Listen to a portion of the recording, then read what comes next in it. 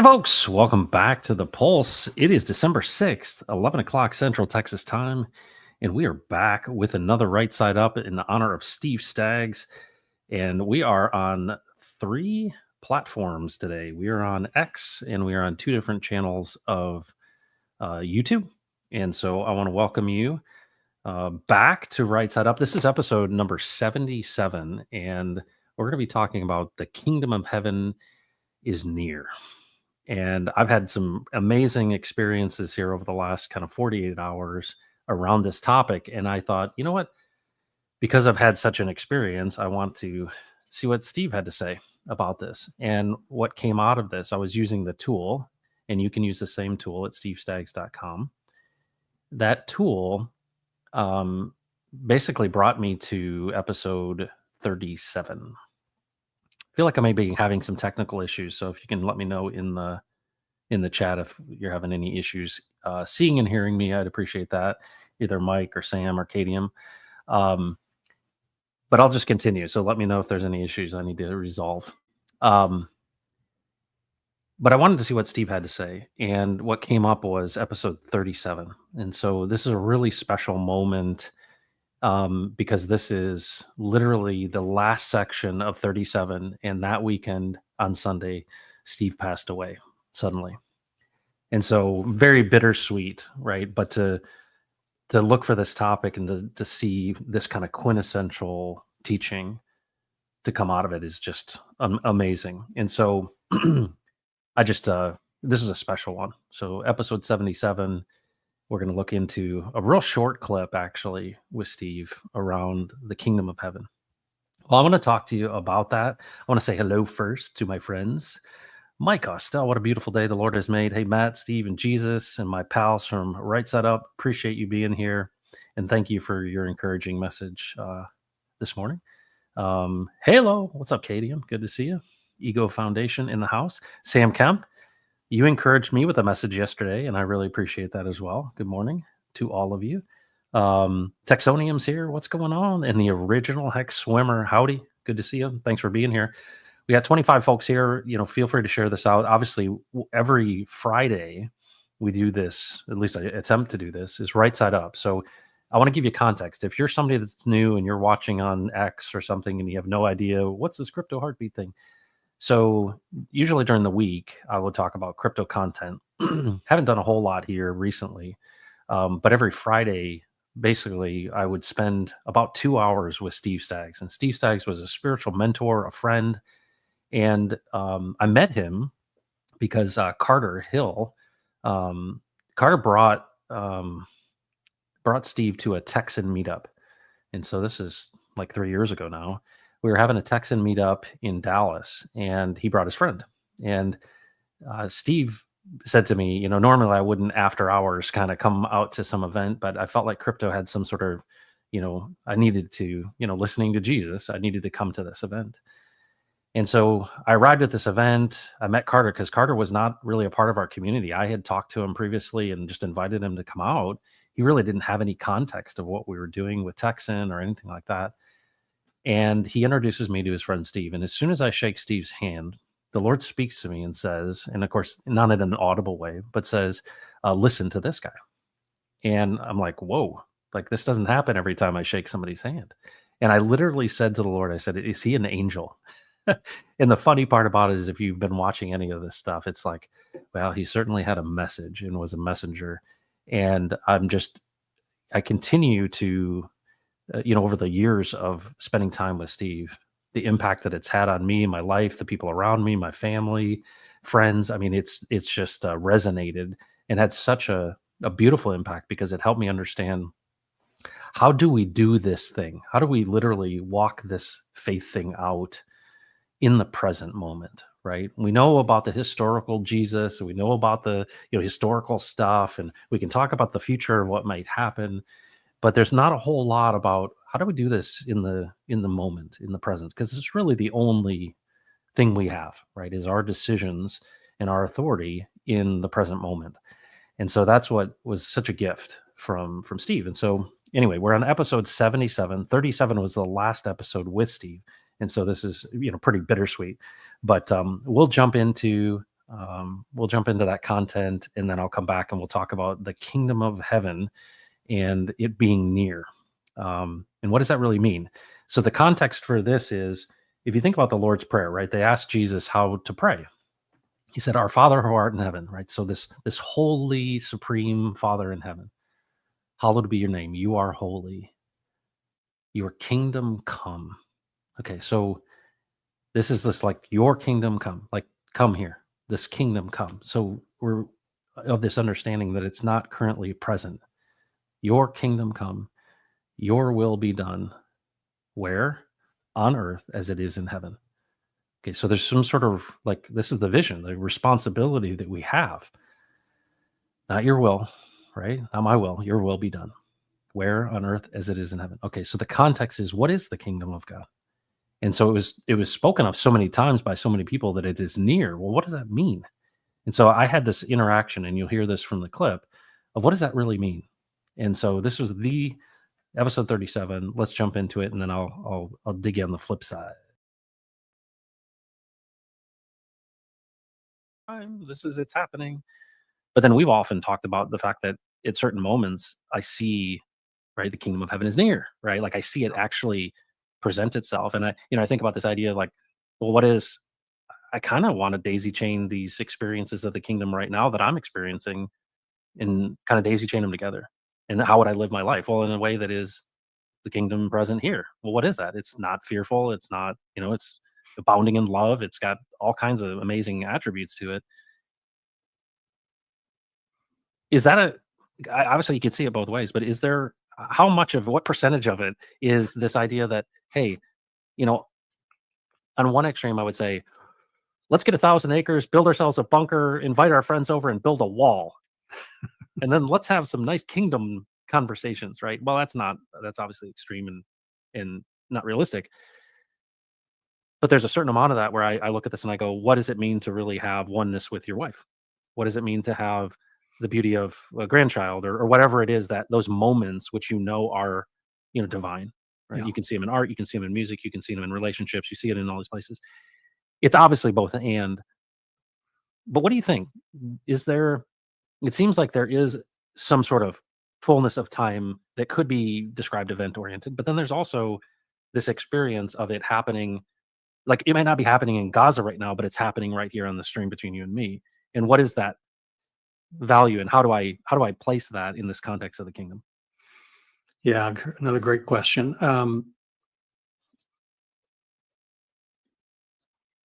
Luke 19, it begins with Jesus coming in and having his experience with Zacchaeus.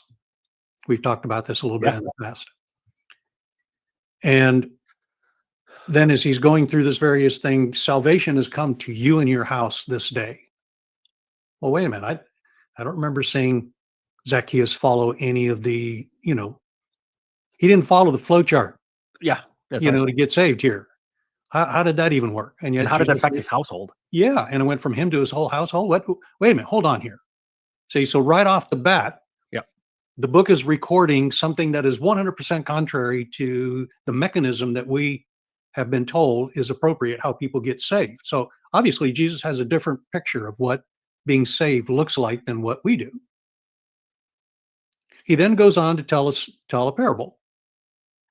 And he tells this parable because the religious leaders who were there had the opinion that the kingdom was about to begin. So they held an opinion. And so Jesus gives them this parable to kind of set them straight. Now, when they finished hearing the parable, I doubt that they did anything or benefited at all, because there's no record of them pursuing him and saying, okay, what did you actually mean by this thing?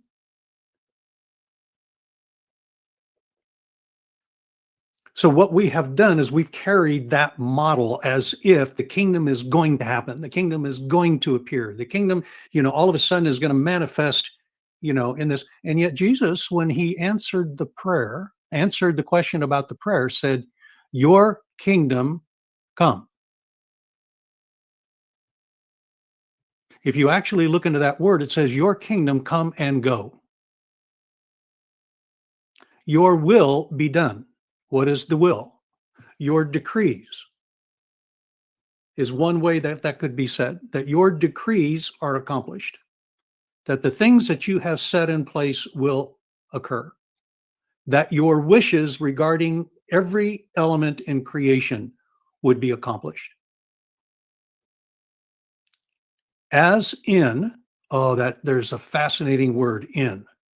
We just think we just translate it as in, but it actually means in and with. So, as in and with the heavens, so also upon the earth. What does the word upon means? In those places that are apt and fit for the situation and circumstance. What is that situation and circumstance? Where the Father has decreed something. Now, why am I saying that? Now let's back up again, like kind of like our exercise to back up. When Jehovah created the garden, let's go back to our friend, and he put Adam and Eve in there. Were they experiencing and participating in the kingdom of God at that time? Yes. So what are we worried about it coming? Yeah, it's already here. The kingdom precedes us all. Yeah. It's not waiting. The idea that we are somehow going to materialize the kingdom is way off base. What we do is we simply desire to participate with Jesus in it, and he brings us into his kingdom. Okay. It's not like we're going to advance the kingdom. The kingdom's already, it is totally here. It is a reality beyond our experience that we are then invited into to participate with him to complete the work of the kingdom.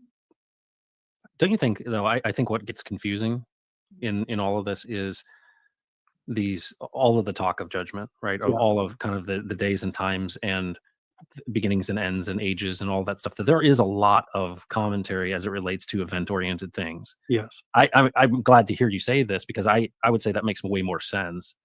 But I also recognize that there is kind of there seems to be an end of an age. There seems to be work still that it will be done that is kind of foretold. I don't want to, assume that I understand it. So it's interesting because you think about him teaching them to pray, and those guys were around a long time ago. And it's like, well, they weren't praying for something that happens 2,000 years later. They were praying for something that would literally be able to happen right then. That's, I think, the thing that encourages me is that your kingdom come on earth as it is in heaven is literally like, that's the prayer. Yeah. That's the prayer for today. But yeah, I don't want to assume that I understand what he will do in the future, because he's capable of anything. But I don't know.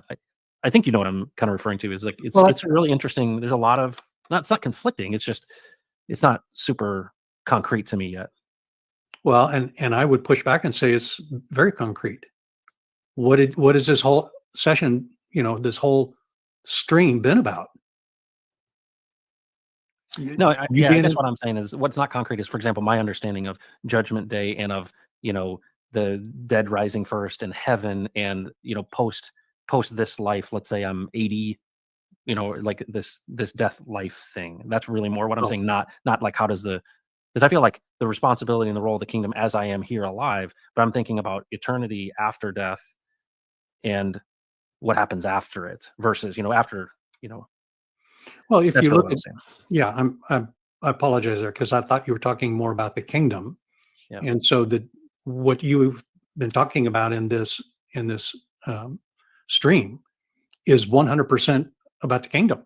Yeah, I get that. Okay. Matt, have you got that? Now, take that to the next thing. That's very, very different. That life dynamic is very different than the projection into the future, which we kind of talked about last week about the book of Revelation, right? We've converted that from a revelation of Jesus, which it tells us exactly what it's about, to a book that is essentially a sequence of events. Yeah. And we get distracted from the revelation of Jesus and moved into the sequence of events. And once we move into the sequence of events, we're no longer viewing the revelation of Jesus from the perspective of the kingdom. We're looking at those sequence of events from the dark light of the upside down world. Yeah. And we can't see them. And so if we want to really look at what's happening in the future, we got to get out from underneath the upside down view. Yeah. Well, which you're beginning to do. Well, and so the hope of that starts tying together. Well, and what the hope of that is is the transfiguration and him chatting it up with Moses and Elijah. I mean, if there's a hope in this, and today you'll be with me in paradise. Okay, there's something else going on over there. Yeah. This is cool. This is Yeah. cool. Well, I'm gonna have to wrap things up. My wife has been texting the heck out of me, so I've got some things. It's like my 2 hours are up. Steve, what a wonderful time with you. Thank you so much for the stuff that you do on the stream, but also off, and what I think an important revelation has come in the last week, and so I appreciate it a lot. Hey, and that you're sharing that with your folks is quite amazing, because that's, as you've said many, many times, this is not about a session of preaching with one another. It's actually living the deal. Yeah. And you are sharing that with the group. So it's got to be a tremendous encouragement to them. Yeah. I hope it is. Well, thank you, Steve. Have a great weekend. Hey, same deal. And you tell Laura I sound said sorry. Tell Laura I great. said sorry. Yeah. No worries. You sound great, by the way. Oh, hey, there you go. So I get the words. Yeah, you do. That is really, really good. Okay. Great stream, gentlemen. Thank you. Take. Oh, how bittersweet it is. Have a good weekend. And that was Sunday. He passed away. And of course, you think about it from the right perspective, right? How Jesus sees this, and it's like you're coming home. Like you're literally. This is the thing that Steve longed for, right? Was to be with Jesus, right? And it's just a bittersweet in the sense that all the things that have happened, right, since episode 37 to episode 77, I wish I could literally share. And there's a part of me that feels like I am sharing that with Steve and with all of you. And how amazing, right? The wisdom of a man who spent his time talking with Jesus himself and saying, I think the number one thing that probably Steve said, and I think this is a great encouragement for you and for me, is, hey, Jesus, how do you see this situation that I'm in?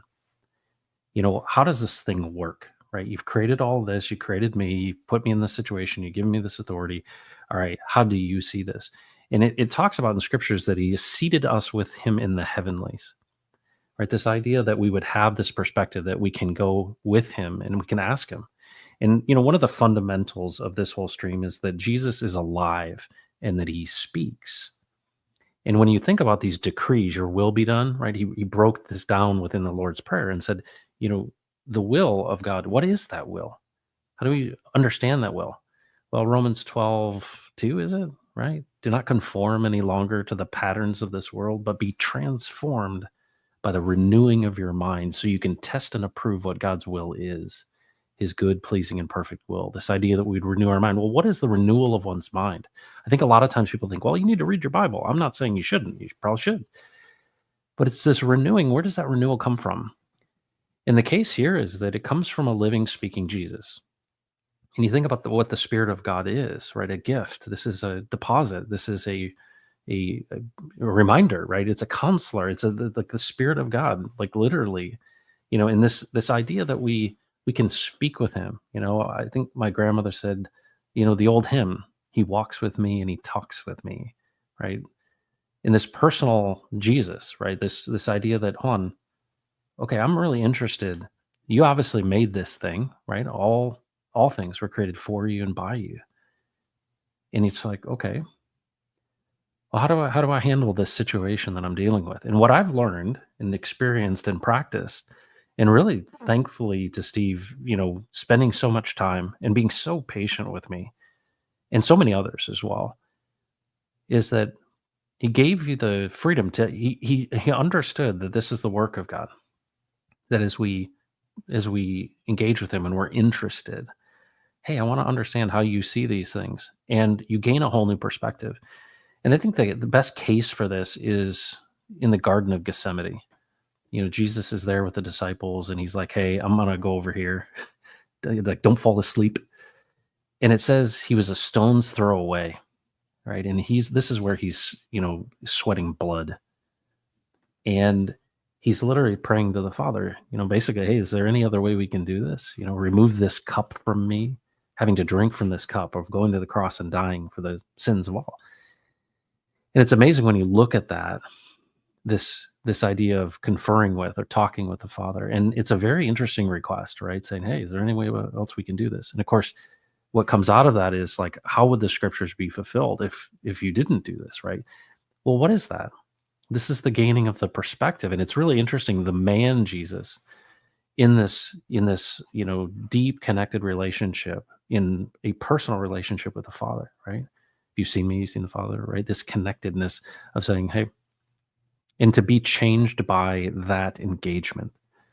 And I think those are if I were to boil down like two of the most profound things that Steve taught me, was really understanding the difference, not the difference, but the definition of faith and prayer. And it's something that I always want to share on these streams because it's been so significant. I was always of the opinion, because my church experience has said, well, you have a certain amount of faith and you muster it, right? Like you bring up this faith and like share your faith, and it's your faith.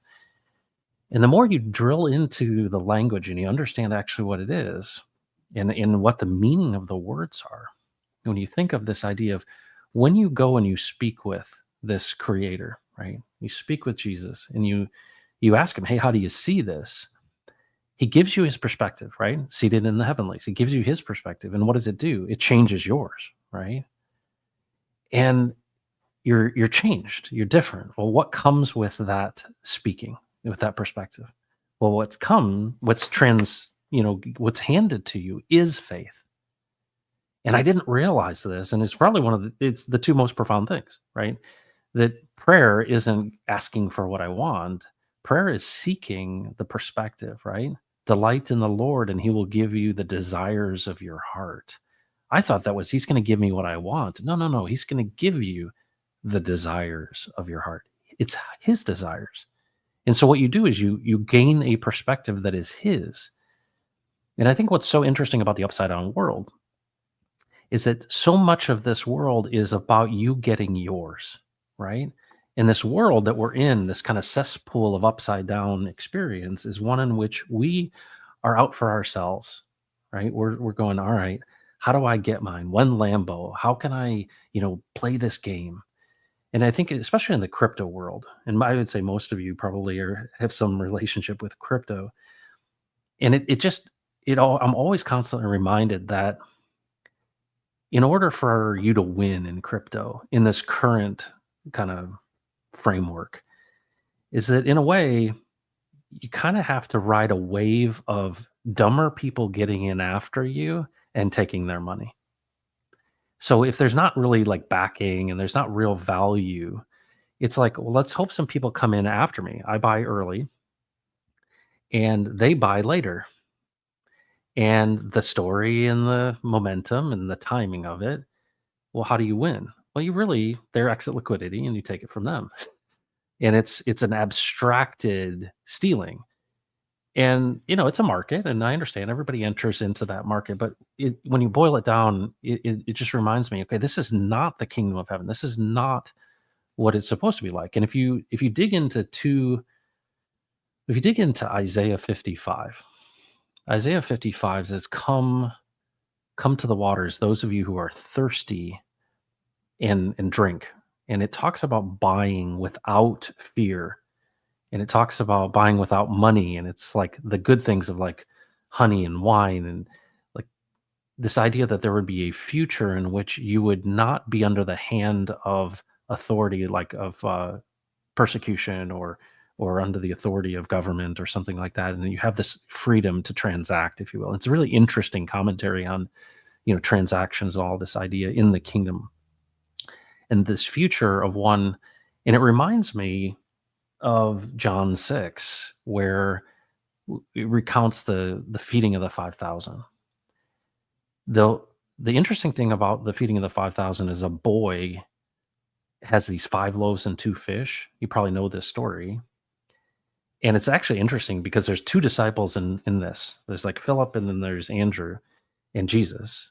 And the boy literally has these 5 loaves and 2 fish. And it's like, he's giving this. Well, 5 loaves and 2 fish is like probably the family's food. And to think that this act of giving, there's a lot of debate, this is a miracle of Jesus, right? Because, he broke the bread, he prayed, and he asked the disciples to hand it out. And there were 12 basketfuls left over. And there's 5,000 men, likely 10 to 15,000 people. And they all ate their fill, and there was 12 basketfuls left over. The kingdom of heaven is abundant. And what's interesting is reflective. The creation currently is abundant, but there's this illusion of scarcity that we've bought into, right? I got to get mine. I got to step on your neck, right? And so people like John Nash, who won the Nobel Prize in economics for game theory, and it was called Governing Dynamics. The movie A Beautiful Mind was made about John Nash. In 1996, he won the Nobel Prize, and it was this idea, and it's so funny. It's like so practical, right? Well, if I just am out for myself, I might win, but others will lose. But if we work together and we consider others in addition to ourselves, we all win. And it's really like, whoa, breakthrough, Nobel Prize, and you kind of think about this. You're like, well, read your Bible. What does it say? Each of you should look not only to your own interests, but also to the interests of others. And so you think about this idea of community, and what's amazing about kind of crypto and what it means and how the financial system's changing and everything is that we have a role and responsibility to make decisions with Jesus, right? To literally, what is this prayer, this vision, this calling? What is it? Your kingdom come, your will be done on earth as it is in heaven. So this kingdom is something that can come through the decisions that we make. And what's interesting is you think about the community. Well, what is community but relationships with other people? Well, what is a family? And I imagine this picture. It's Christmas morning, let's say. And let's say you've got kids and parents, both parents in the house and all this, and you wake up and nobody's grumpy. Everybody's excited, and maybe you got some gifts for kids that you're really excited about telling them about. And it's a beautiful morning. Maybe you're up in the north and it's snowing or something. You just imagine kind of idyllic situation, and you probably have a routine or did when you were at home in a family. And I think about my own family, and it's like, well, we've created this environment. What time you get up, what you're wearing, the gifts or whatever it may be. Is there Christmas music? I know we have certain things that we make food wise that we do every Christmas. I get my wife coffee, and it's like people in their jammies, right? And you think about this moment, right? And I imagine, people are excited about people opening gifts or whatever it may be. And then there's this moment where something happens and everybody laughs. And I imagine this moment, and I think about this. So, like, what were all the decisions that needed to be made in order for this to happen, for this moment to happen? And I'm just really thankful. I'm really thankful because you see a picture of the kingdom of heaven. And I think what Steve was saying in that clip, which resonates with me, is he was saying the kingdom of heaven is near. And we have this responsibility and we have this authority to create this situation wherever we go. And the basis of this is this thoughtful consideration of others. And it's really ultimately saying, all right, I want to accomplish the decrees, the will of one who speaks. Not like what I'm guessing is in the Bible. No, what's he speaking to you? Because the Bible is a recounting of the things that he has said. Right? It's not the word of God, it's the words of God. It is the recounting of all of the amazing things that have happened in the context of God over all of these centuries. And it's like super useful, but it's not that it happened. It's that it happens. It's not that it happened. It's that it happens. It continues. We're all being called out of Egypt. We're all being called out of bondage. We're being called into this kingdom.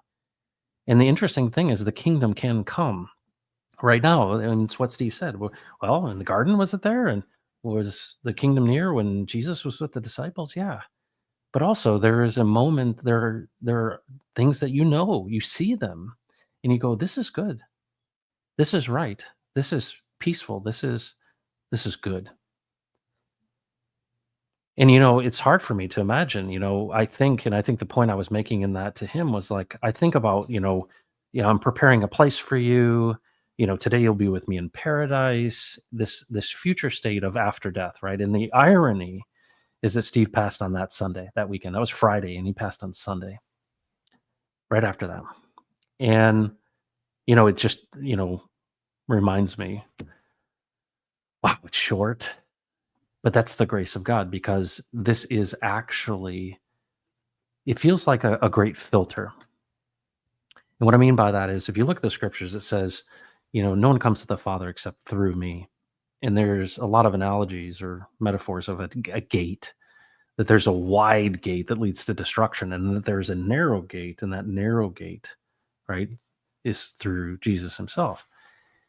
And you think about this, the very practical nature of that is, imagine you're in the military, and imagine, you're a lieutenant, or you're somebody of authority, an officer. And let's say you have someone that you are responsible for, and they're in, you're their superior, and they decided to go their own way. It's like, we're taking this hill, we're doing this thing, this is the strategy, this is the plan, this is the operation. And they say, nah, I'm going to do my own thing. I'm going to go over here and do this thing, and I'm going to go my own way. Well, that will never cut it, right? You cannot do that.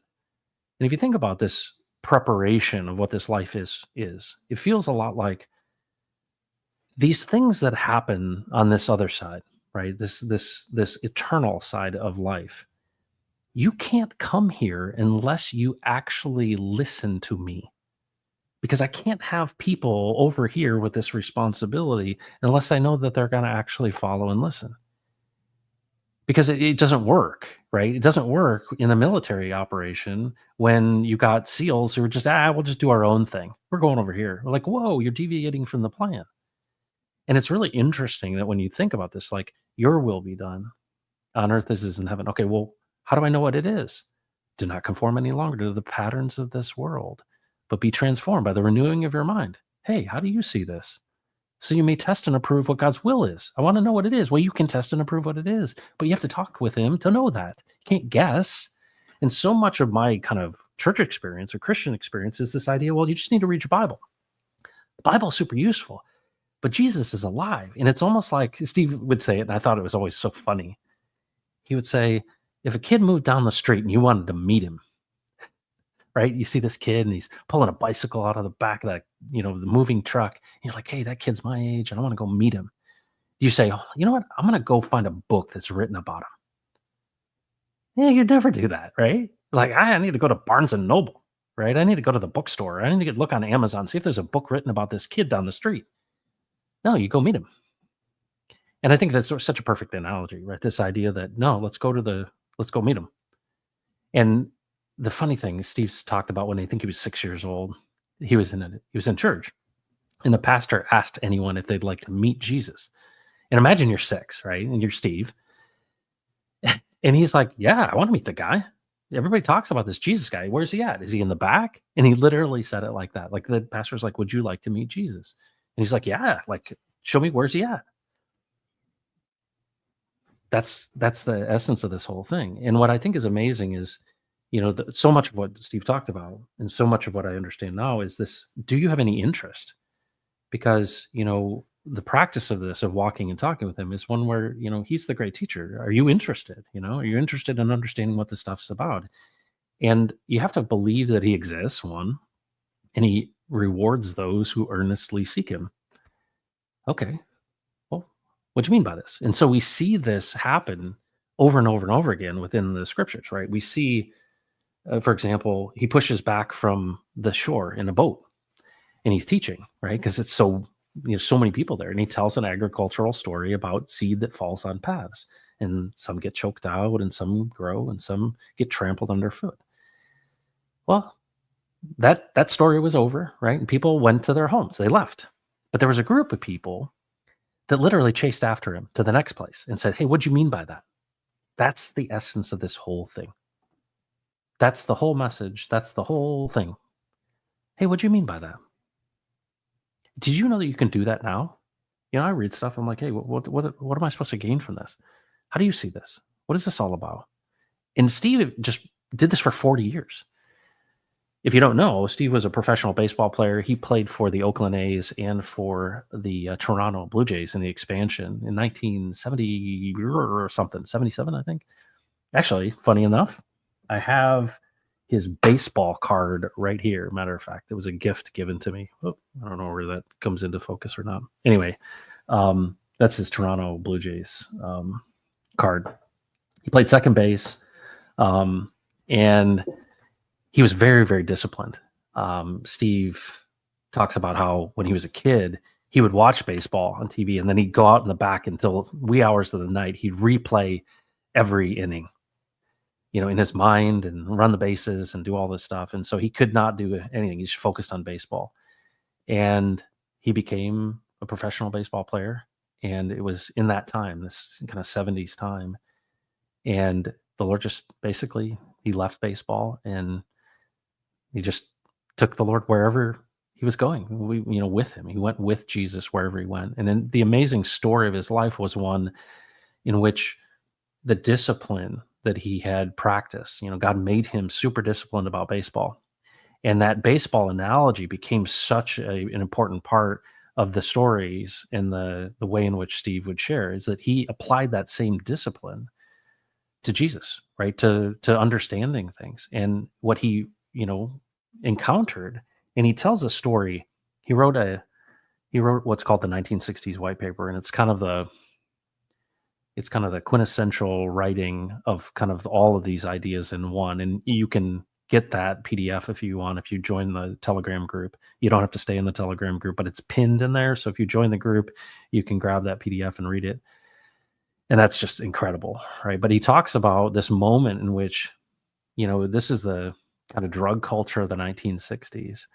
And he literally was on a waterfall, the top area of this waterfall, and was high on mescaline, doing drugs, right? And the Lord spoke to him and said to him, he said, "Steve, why are you destroying this mind I've given you?" And of course, that was like this really pivotal moment for him of engaging with the Lord. And basically that, from that point to, literally right after that Sunday after episode 37, he applied that same discipline. It's like, all right. And I think that's what's so incredible about this, is that we're seeing in our world right now, everybody seeing all of these things they can't explain, UAPs and drones and all these, orbs. And then of course you have the people on the scientific side of things seeing things like, hey, the timeline's not right. We've been lied to. Everything's being exposed. Things are like the upside down nature of this world is being exposed, right? The things that people have done in darkness are being revealed.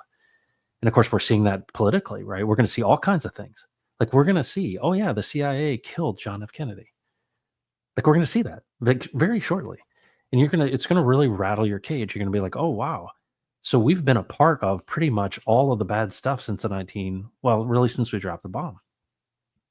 And so this era is coming to an end.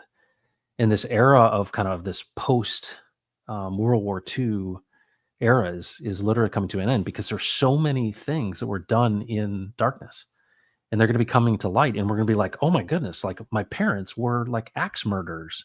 You don't realize it. Like as an American, you're like, hold on, we literally, wow, this is this imperial thing. Anyway, that's a whole other stream.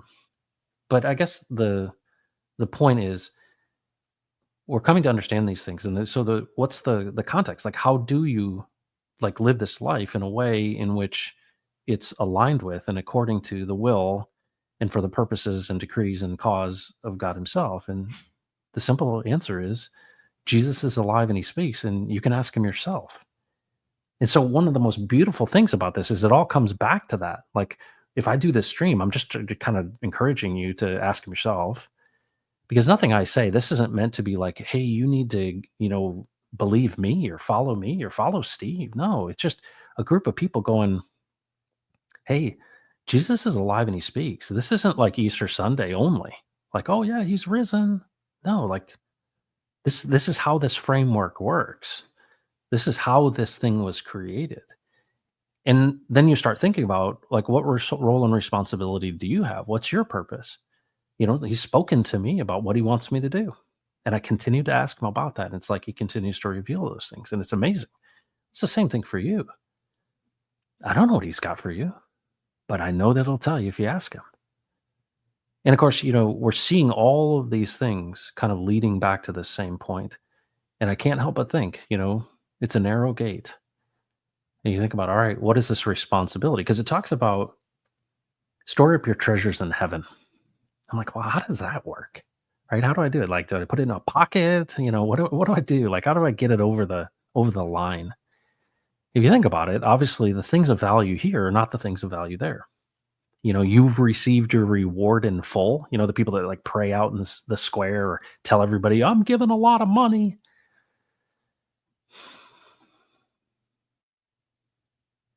It's a it's an amazing, you know, idea and concept that there's work for us to do here, but it's not something that you have to like this idea that you got to come up with it.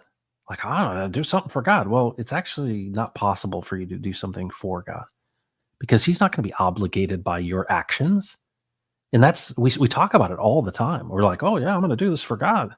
No, no, no, no. Why don't you ask him and he'll show you, right? Aligning yourself with, and it's like, all right, yeah, give me the desires of my heart. Help me understand what you desire. And let me do that thing according to how you've created me since the beginning of time. You knit me together in my mother's womb. You know every hair on my head. Okay, I got this. Like, all right, let's go. Let's walk this thing out together. And what I think we find of this is these moments that come when we are literally understanding and having the perspective of Jesus, holding these thoughts captive, that what we see is these glimpses of heaven. We literally see the kingdom come in that moment that may happen on Christmas morning, or you're at a concert for your kids and they do something and it's like, it takes your breath away, or you see some sort of art or beauty or sunset or whatever it may be, or, a child being born or whatever. And you're just like in awe. Folks, the creation that we live within, what people don't realize is if you really boil it down, you can't live more than 3 days without water. And that stuff comes from the sky and it's drinkable. Think about that for a second. Do you make it rain? No. You can't live more than 3 days without water and it falls from the sky. Okay, so you can drink it actually, which is strange, right? It's clean for the most part. We could make some interesting stories about that. But the point is, well, now think of farming. So many of my kids are like, hey, where does food come from? Well, it comes from the grocery store. No, let's back up from it. Let's understand where it actually comes from. Well, did you realize that you don't germinate a seed? So let's say you take a kernel of corn, seed corn, and you go out and dig a little hole and you put that in, maybe some fertilizer, maybe a fish, right? You put something in there that's going to be helpful for it to grow. And then you cover it back up and you wait. That's about it. So let's say that grows, right? It germinates, which you didn't do. You didn't make it rain. Now you could irrigate, and I mean, you can make a case for all kinds of things as it relates to helping things grow. But the fundamental thing of going from a dead seed to something that actually grows is not your business. And the farmer knows this. And so what does the farmer do? The farmer partners with the creation, right? The dirt just kind of like grows this stuff. You put some water and you wait. And what comes up?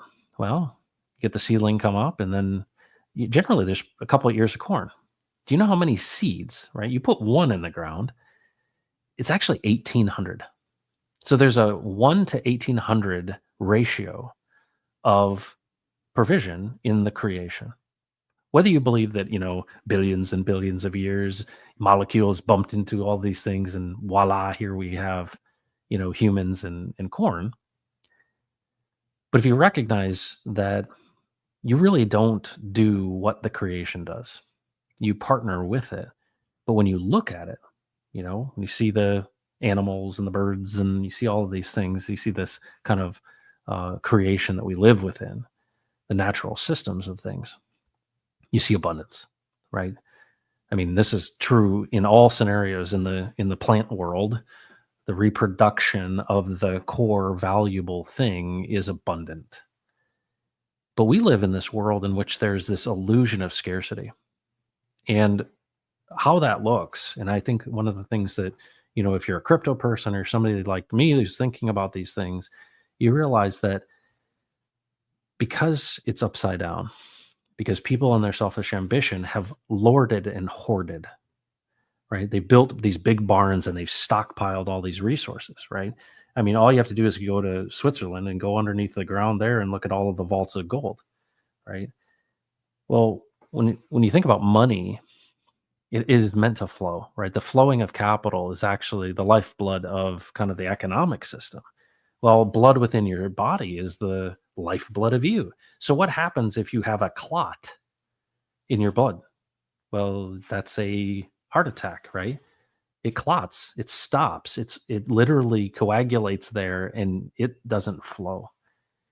And so death comes, right? Unless you clear that out. Well, these economic systems that we have been clotting this value and hoarding it, right?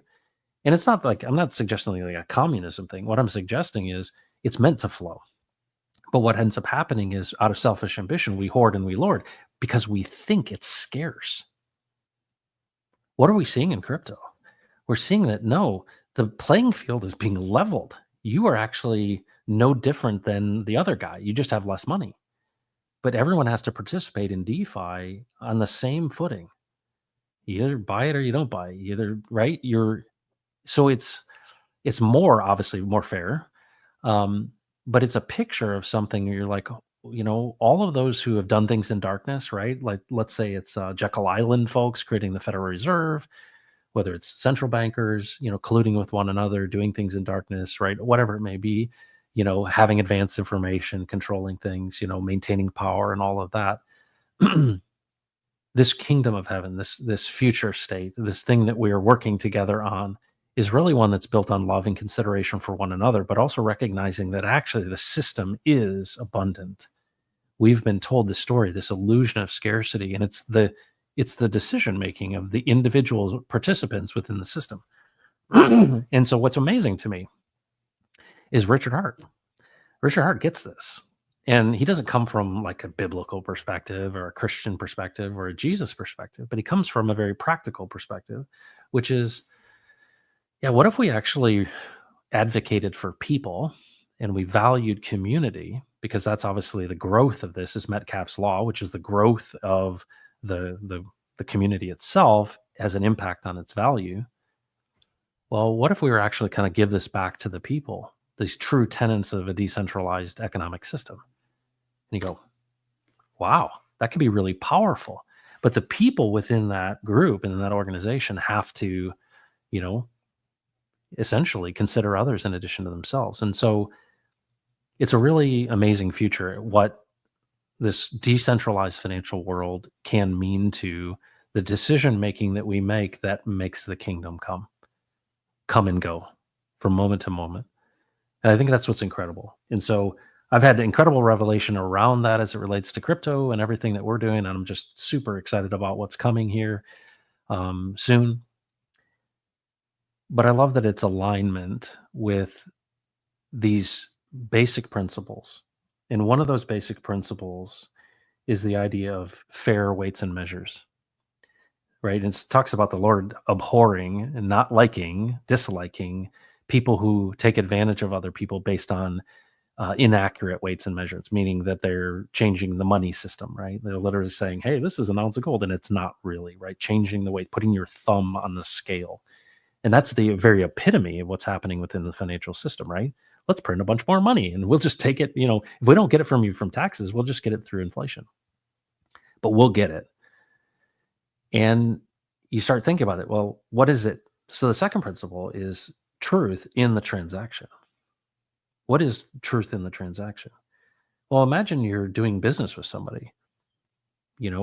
What if you knew there was trust and truth in that, and that you knew that this was a fair transaction, and you were getting real value, that things weren't represented incorrectly, and there was a real exchange of value that was true?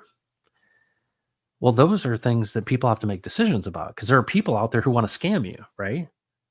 And this is the essence of going your own way. This is the essence of getting mine at your expense. Well, if the creation is one of abundance, and this is an illusion of scarcity, what are the decisions that we need to make to create systems in which it is fair, it is true? That's what we should be thinking about, in my opinion. Now, there's a lot of really cool building blocks. There's a lot of really cool infrastructure that's being built. I think the Pulse Chain is an amazing place for all of that, because I think it has the tenets, right? It has the rails, truly decentralized, right? I mean, a very robust ecosystem. There's a lot of garbage and a lot of interesting people, but it has the ability, out of everything I look across the crypto space and realize, okay, this is something that actually is not controlled by centralized players. It wasn't funded by um, hedge funds. It's not XRP, right? And you go, okay, well, we may have a shot to create an alternative financial system that is more reflective of this kingdom vision, right? In which you are buying and selling without fear and without longing, which is Isaiah 55. Amazing, amazing possible future. But it's only going to be possible if the people actually make decisions in the nature and character of God. Right. So Steve said this so many times. He said, "Why did you create, Lord God? Why did you create this thing? Why am I even here? Why are we streaming?" God created his man or woman so that he would rule and reign with him in the fullness of his nature and character. This idea that we here have dominion, right? We have this, we're separated from the animals. Obviously, there's a big difference, right? And there are classes, right? There's a servant class, there's a messenger class, there's a ruling class. And you're a part of that ruling class. He created you in his image. He's the Yahweh of the Elohim. And if you're someone who has these attributes created in his image, well, he said, without me, you can do nothing. And I'll wrap things up with this story. And if you paid attention, you hear the story every time I do Right Side Up. It's the story of the prodigal son. Prodigal son wants his inheritance while his father is alive. And he goes to his father and he says, "Hey, I want my inheritance now." And strangely, the father agrees. And he says, "Okay," which, basically is the son saying, "Dad, I wish you were dead." He's like, "I want it now." So he takes his inheritance and he goes off and he squanders it in wild living. Well, he runs out of money. And of course, you can imagine the things that he did. But he got a job because he needed some money and he found himself, feeding the pigs. And of course, it dawned on him, right? He's gone from this very, very high to this very, very low, lost it all, right? Went to Vegas and put it all on black. And he literally thinks of his father's house. And he goes, my father's house, there are servants that eat better than this. I'm really struggling here. Maybe if I go back to my father's house, he will let me be one of his slaves, his servants, because they're in better shape than I am. Because he understands that, hang on, I went my own way. I squandered this thing. I did some bad stuff, but maybe he'll make me a slave, right? Because I've really screwed up.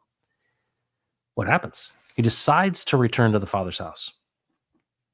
And as he is approaching the father's house, the father sees him far off and he runs out to greet him.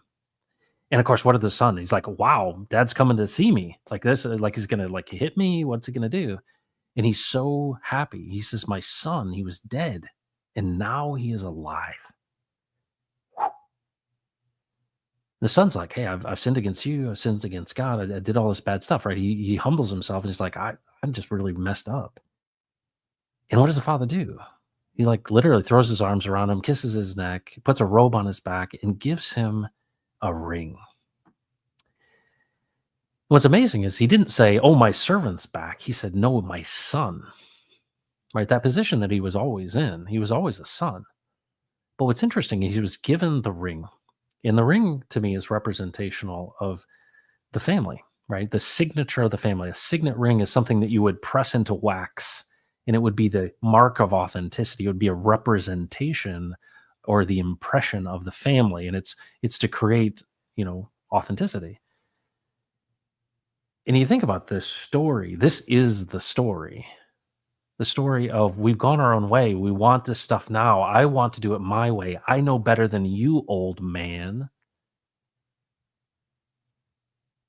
But what's amazing is the father financed his debauchery.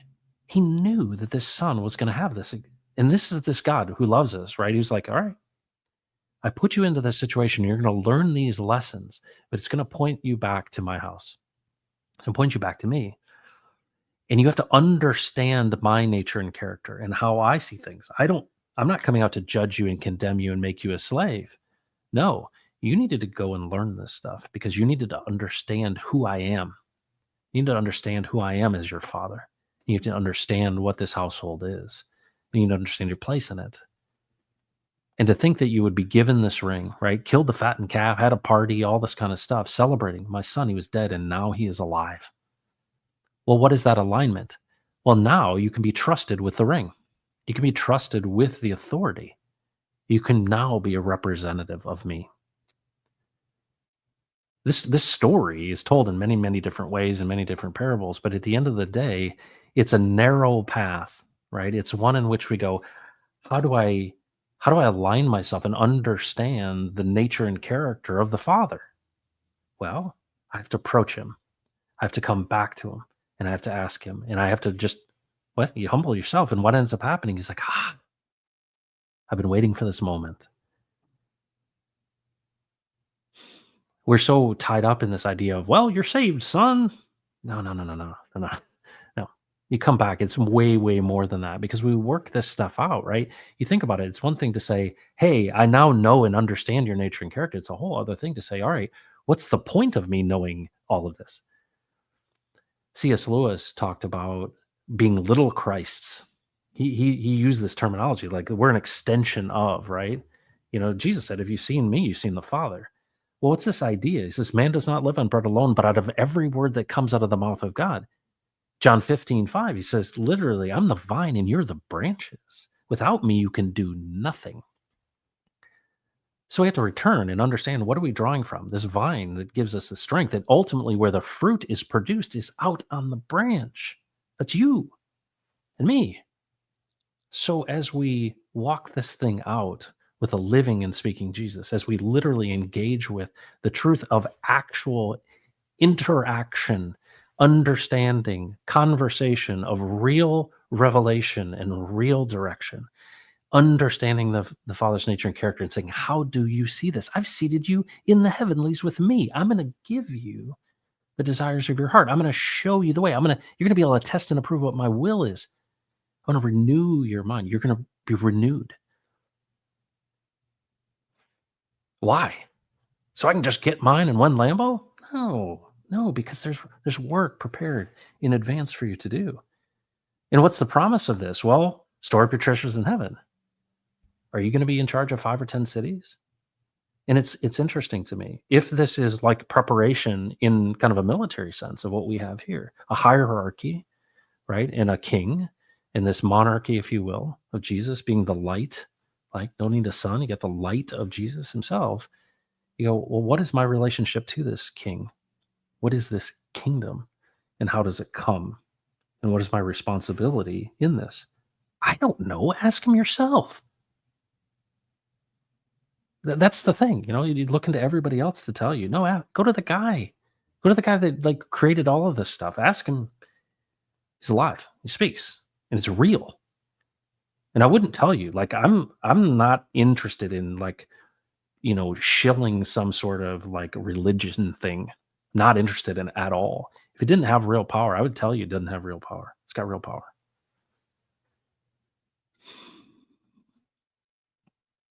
Anyway, thank you, Carter, for introducing me to Steve. Steve, thank you so much for all the time that you spent with me. It's just amazing. And the fruit that's being created from understanding these things and being able to, literally asking myself is like, there's nothing like it. And I think the world is waking up, and I think we're seeing a time where so many people are seeing this same exact thing. It's not the work of me. It's not the work of Steve. It's the work of Jesus himself. I'll finish with this story. And it really relates, I think, to all of this stuff in crypto and giving. The Lord said to me, he said, I want you to unlock global generosity by giving, but you have to give first. Like, you have to be the one who gives. I'm like, all right. Well, what does that look like? And it's been, I don't know, 10 years, 12 years now. And so years ago, I was with a buddy. We were watching a band at a bar in Lower Greenville in Dallas. And this guy came up, and my buddy knew him, and he was a kind of a local homeless guy. And he, was dirty, and he had some infection on his hands, and he was an arborist previous to being, an addict and homeless. And we were out there out front talking to him, and he says, "Hey, can you give me a ride?" Well, we're like, "Oh yeah, sure, we'll give you a ride where you need to go down the street." And he's in the back, and my buddy and I are in the front. And strangely, and this is a whole other story, I had cash in my pocket because a story about a buddy I'd helped buy a car, and he was paying me back. And it seemed like every time I had this money in my pocket, the Lord told me to give it away. And so I'm in this car, we're taking him there. We stop at this apartment that he wants to get out at. And the Lord says to me, "Hey, give him the money." And so I pull like 20 bucks out of my pocket. And I had 400 in my pocket, cash. And I pulled 20 bucks out and I go, "Hey, the Lord told me to give this to you." And he's like, "Oh, that's great, man. Thanks," like any addict would do. And I literally turned around and he said, "No, give it all to him." I'm like, "No, dude, come on. Like all of it? No." And I was like, "Okay, fine." So like I don't recommend this, but I took the 400 bucks out, or 380, and I handed it to him. I said, "Oh, yeah, he told me to give you all of it." And I'm like reluctantly, I'm like, "Okay, all right." And he's like freaked out. The guy's like, "What?" So fast forward 2 years. I didn't see this guy again, never really thought about it again. I'm literally moving, like I'm sweating bullets. It's, middle of summer. We're packing up stuff. And I get a call from my buddy who was there that night. He says, he says, "Matt, um, this guy," and I won't use his name, but he's like, "Hey, he wants to talk to you." And I'm like, "What? You mean that guy from that night that, I gave 400 bucks to because the Lord told me to?" And he goes, "Yeah, he wants to talk to you." And so he puts him on the phone because he's standing with him. And he says, "Hey, man, you remember me? I'm the guy you gave that 400 bucks to." He says, "I need to give it back to you." I was like, "No, no, no, dude, like give it to somebody else or something like that." He goes, "Well, let me tell you what happened." He said, "That night, I I took that money and I went and bought crack, and I got higher than I've ever gotten before. And the Lord Jesus appeared to me and told me to stop doing crack, so I did."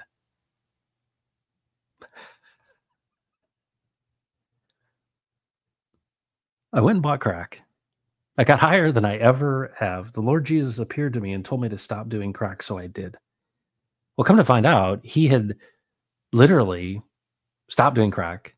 He started going to like a local kind of 12-step group, and he would tell people in the 12-step program, he goes, "The Lord Jesus will appear to you and tell you to stop doing whatever you're doing."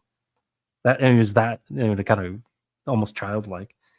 He got involved in the local church. He played bass in the band. He's passed since, but um, you just don't know.